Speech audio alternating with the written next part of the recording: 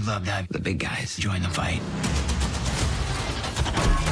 Good afternoon, ladies and gentlemen. It's your buddy 14th Prime, and today we're going to go over quite a bit of stuff. A lot of stuff going on. We're going to go over some Easter eggs from what is being said to be the greatest Transformers movie since 1986. Just kidding. It was great, though. It really was. I'm not going to rant and rave on how wonderful and incredible this movie is, but I hope y'all have seen it. But yeah, let's get into it. So, and just be warned, if you haven't seen the movie, this may contain some spoilers. Sorry. But let's get into it. The movie starts with WuTang, Cream.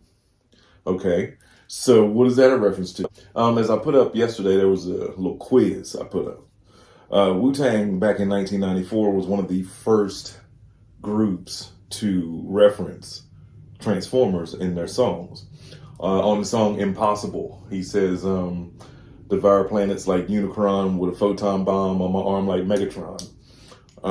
So one Easter egg right there, why they use that group to open up the movie.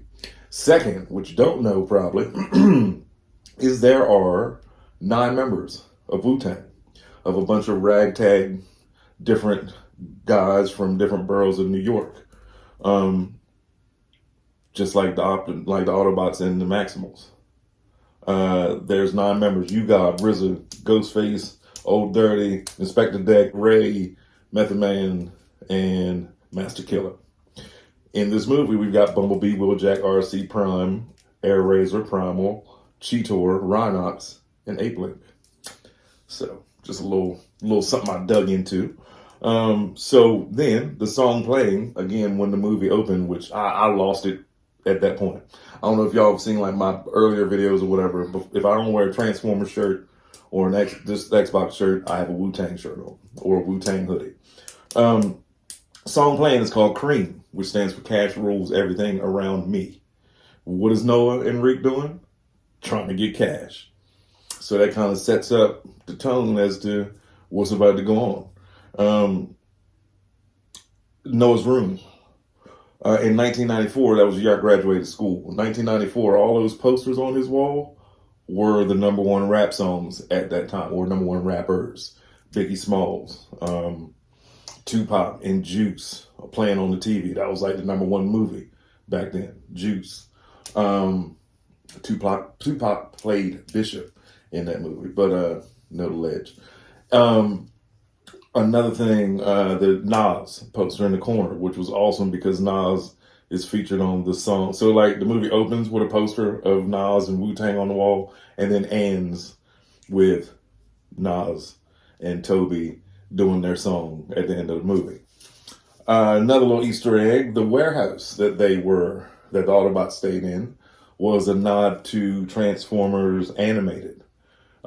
They stayed in a warehouse hidden right there in that cartoon. That way they could get into town quick if something was going on. A little G.I. Joe bonus. So Matthew Burke was the guy that handed Noah the card. In the G.I. Joe cartoon, Burke was actually a member, he was in the G.I. Joe show. He was like a millionaire or something like that. But anyway, yes, that was an actual name from the show. The Scourge emblems on his arm. If you noticed, on his left arm, it was more badges than Autobots and Decepticons. He also had Predacon symbols, Wrecker symbols, and the Elite Guard symbols.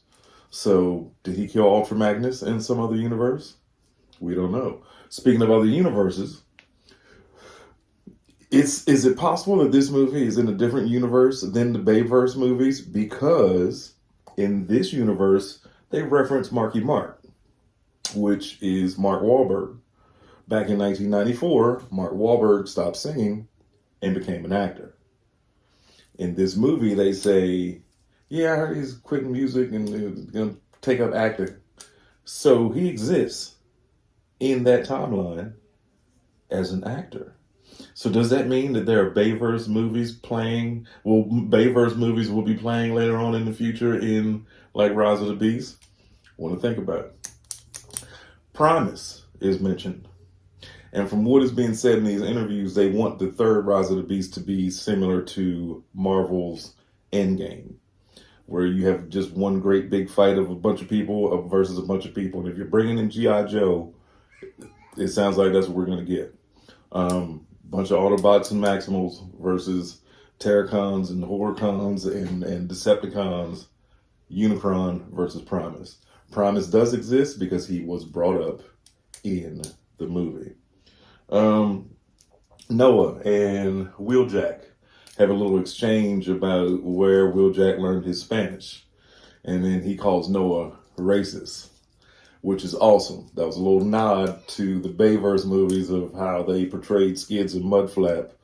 Horrible. But yeah, it was funny. It cleared it up. It cleared the air. It was awesome. I liked how they slid that in. Haley Steinfeld was brought up. Optimus was talking to Bumblebee, and he was like, I know one of the humans was good to you 7 years ago, whatever. That's when the Bumblebee movie took place. So we did get a nod to Bumblebee. My favorite Easter egg of them all was when Mirage was transforming, and he was showing Noah that he can be a Lamborghini, aka just a little nod to Sideswipe, or that he could be an F1 racer. And he turned into a little F1 car, which Mirage is known for being. So I'm glad they cleared that up. And if you listen closely, the song that's playing when Mirage is showing Noah that he can turn in all that stuff, the verse of the song said, We jazz like that, we freak like that, we zoom. Who happens to be the same Porsche that he is in the movie. Why did they choose the Porsche? Apparently it was Stephen Caple Jr.'s way of giving a nod to Michael Bay, because Michael Bay always uses that black Porsche in his movies, aka Bad Boys. So he wanted to just give him a little shout, and that's why the Porsche was used. Another thing, people want to know why Wheeljack was used as this. Well, and we'll talk about this a little bit later. Toy listings coming out soon. Remember how just recently we got G1 Accurate Jazz in his little minivan mode from the first episode? Remember Wheeljack? What he turn into? Cybertronian van. There you go. So that's why. And the last Easter egg that I happened to pick up on while trying to enjoy the movie and not write this stuff down or text it to myself while the movie was going was the G.I. Joe plaque on the wall. I know that they said before it was going to be Sector 7. And they changed their minds. They did a test screening and it was Sector 7. And then they did another test screening. They did G.I. Joe. Apparently people reacted more to G.I. Joe ending. If you look at the wall behind Matthew Burke when he got up and pushed the plaque down to open up the wall, it says Real American Hero. G.I. Joe is there, which is in the G.I. Joe theme song. So I believe that's it. Oh, no, one more. So Scourge's blade that comes on his arm, that comes off of his arm, but as a toy you can't take it off, was a nod to this from the original Scourge. Granted, this blade does not move with his arm or whatever and was never used as a weapon, but still, come on. I mean, that's pretty blatant what that's from. Ooh, wait, I got an idea. I could take these off and put them on Ape Link. Anyway, but yes, that's what that was. That was a little nod to that blade right there. If there's anything I missed, or, I got to go back to see it a fourth and fifth time and then buy the DVD and then streaming. But if there's anything I missed, please put it in the comments.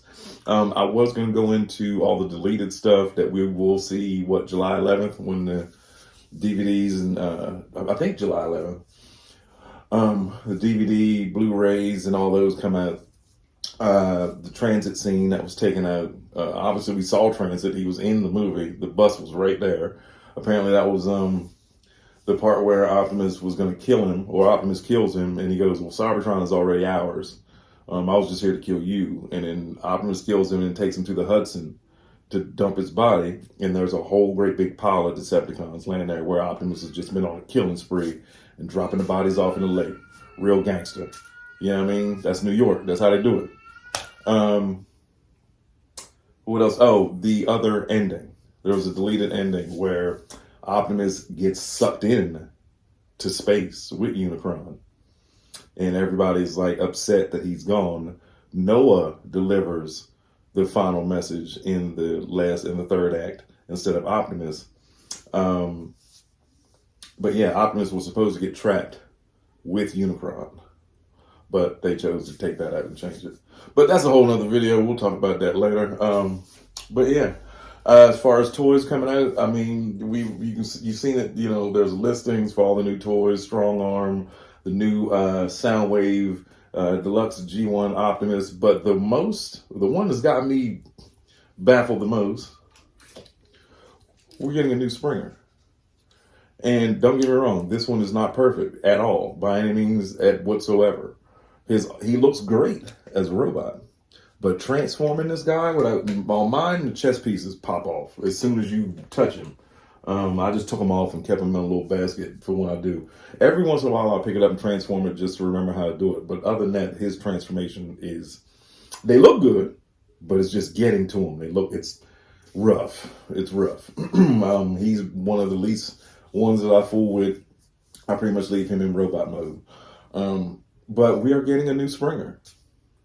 And supposedly it's going to be a new Springer. They're not going to repaint this one. It's not going to be a remold of this one. Supposedly a brand new Springer. I'm all right with this one. You know, I don't feel the need to get another one because I just got this one when I decided I needed every toy in the Siege line. So I'm going to stick with this guy. But anyway, it's your buddy 14th Prime. We will be back tomorrow.